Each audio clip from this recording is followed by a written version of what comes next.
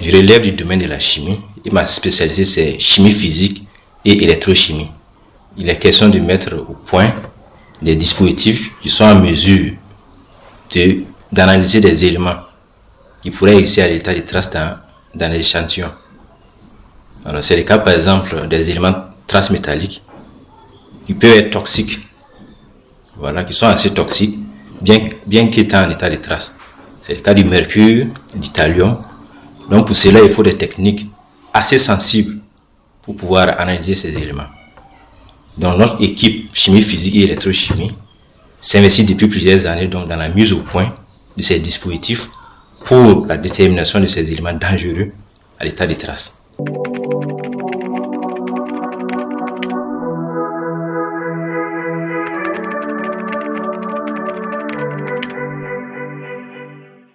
Ce qui m'a poussé à m'intéresser à ce domaine, c'est surtout la passion.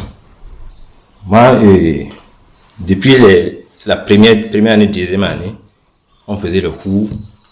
Je suis plus passionné par la pratique. Donc, ce qui fait que après la deuxième année, alors, il y avait cette possibilité de poursuivre en chimie. Donc, j'étais intéressé, donc j'ai échangé avec les anciens de chimie qui venaient de Ouara pour nous enseigner à l'université polytechnique de Bobo en son temps. Alors, donc, ils m'ont convaincu qu'il y avait cette possibilité de poursuivre en chimie. Et donc, après mon DEUG en SVT, donc j'ai préféré venir à Ouagadougou, à l'université Zeki Zerbo, voilà, pour poursuivre en chimie. Alors, comme je suis passionné par le labo, comme je vous l'ai dit, et pendant les vacances, je m'occupais à faire des stages.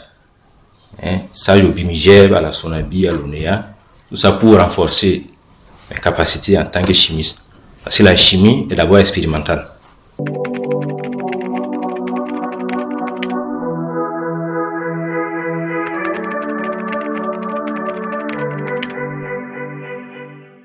Avant d'être docteur, après mon bac, j'ai fait d'abord un parcours à l'Institut des sciences de la nature et de la vie. Voilà. Un parcours à l'université polytechnique de Bobo-Dioulasso, actuelle université Nazi Boni. Donc ce parcours m'a permis d'avoir un bagage dans le domaine de la biologie et surtout de la géologie, parce qu'actuellement, ma spécialité a un lien avec la géologie.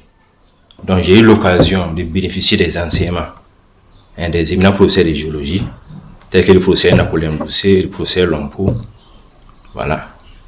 Parce que actuellement, j'utilise par exemple des matériaux locaux pour dépolluer les eaux. Donc il y a lieu de comprendre la géologie de ces matériaux.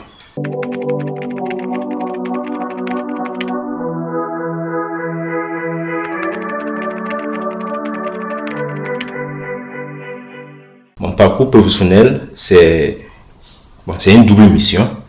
D'abord, le volet enseignement.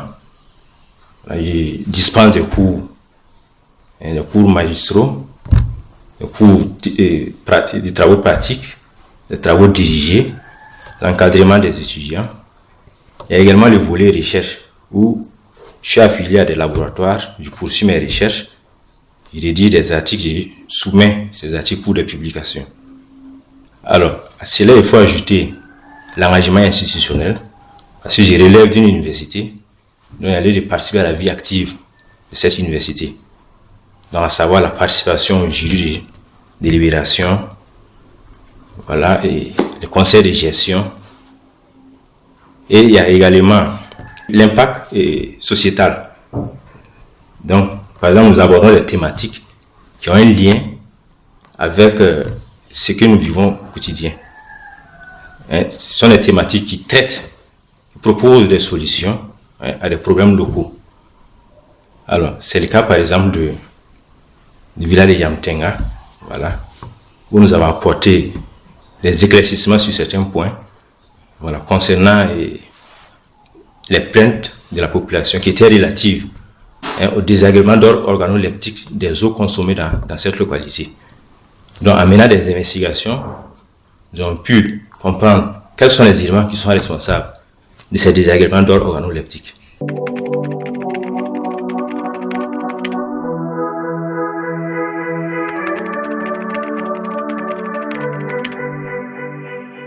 Je suis auteur de 4 publications Et pour le moment, je ne suis pas co-auteur.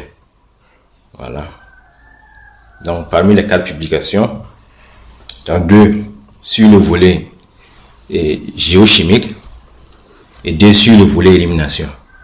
J'ai parlé tantôt du thallium, qui est un poison en réalité, qui se retrouve dans les eaux souterraines consommées dans les villages de Yamtenga.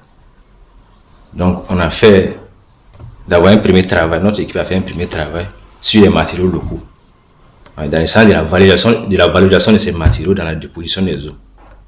Donc, on s'est intéressé aux matériaux de bauxite qu'on a prélevés dans les villages de Foulou. Les premiers essais n'ont pas été concluants parce que l'objectif, c'est d'éliminer le maximum de ces polluants pour que l'eau soit assez potable. Et on s'est rendu compte que la concentration résiduelle après élimination reste supérieure aux normes admissibles. Ces normes sont de 2 microgrammes par litre selon les organisations internationales. Parce qu'au Burkina, pour le moment, on n'a pas de réglementation sur ces polluants. Alors, comme les matériaux locaux n'ont pas été concluants, on a utilisé ces matériaux pour faire des synthèses des matériaux nanométriques. Donc, ces matériaux nanométriques ont donné des résultats assez concluants.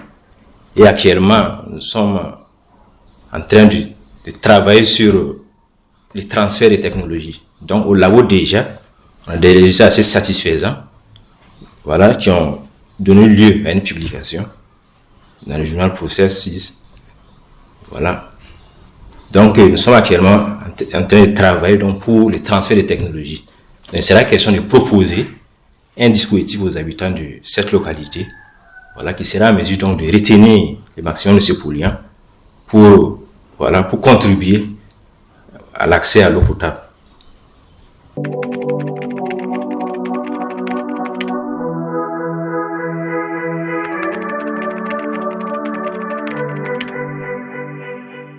On a un réel potentiel. Voilà. On a un réel potentiel parce que déjà des travaux ont montré que on peut valoriser les matériaux locaux au Burkina Faso. Et ces travaux ont donné lieu à des publications. Si on prend les latérites, on prend les argiles, on prend la bauxite, ce sont des matériaux qui ont été utilisés pour dépolluer l'eau. Et également, ces matériaux ont été utilisés pour modifier des électrodes. Alors, je suis dans le domaine de l'électrochimie, où nous mettons en place des capteurs électrochimiques pour l'analyse des éléments traces métalliques dans les échantillons aqueux. Donc, on a fait cette combinaison et ces matériaux ont été promoteurs dans le domaine des analyses. On trouve déjà que c'est un acquis, on a un réel potentiel. Et également, avec cette dynamique actuelle où on encourage plus les recherches, alors, si on prend les universités également, il y a la formation, il y a la chimie un peu partout dans les universités. Donc on voit que la dynamique actuelle est orientée vers ces recherches qu'il faut vraiment produire. Il y a quelques défis à relever quand même. C'est vrai qu'on a du réel potentiel, il y a quelques défis à relever. Alors parmi ces défis, on peut parler de l'insuffisance de collaboration entre l'université et les industries. Il y a également le manque de certains équipements de pointe. Parce qu'en science, c'est vrai, il faut les équipements appropriés pour certaines analyses. Donc, ce qui fait que souvent on est amené à aller à l'étranger pour ces travaux. Donc, le manque de ces équipements, l'insuffisance de collaboration entre université et industrie. Voilà. Donc, ce sont autant de relevés qu'il faudra relever.